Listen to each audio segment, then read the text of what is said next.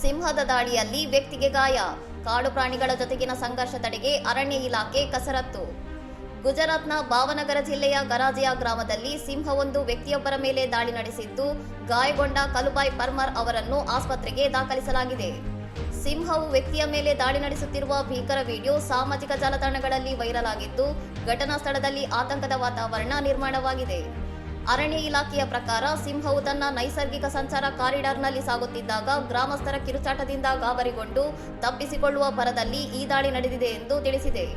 ಕಾಡು ಪ್ರಾಣಿಗಳು ಕಂಡಾಗ ಅವುಗಳಿಗೆ ಕಿರುಕುಳ ನೀಡದಂತೆ ಹಾಗೂ ಸ್ವತಃ ಓಡಿಸಲು ಪ್ರಯತ್ನಿಸದೆ ತಕ್ಷಣ ಅರಣ್ಯ ಇಲಾಖೆಗೆ ಮಾಹಿತಿ ನೀಡುವಂತೆ ಅಧಿಕಾರಿಗಳು ಜನರಿಗೆ ಮನವಿ ಮಾಡಿದ್ದಾರೆ.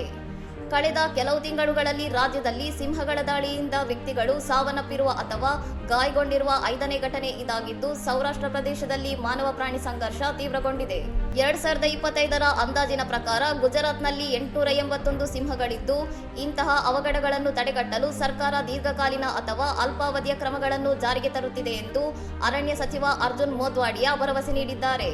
ಇನ್ನಷ್ಟು ಸುದ್ದಿಗಳಿಗಾಗಿ ನೋಡ್ತಾ ಇರಿ ಸೌರಂ ಟಿವಿ.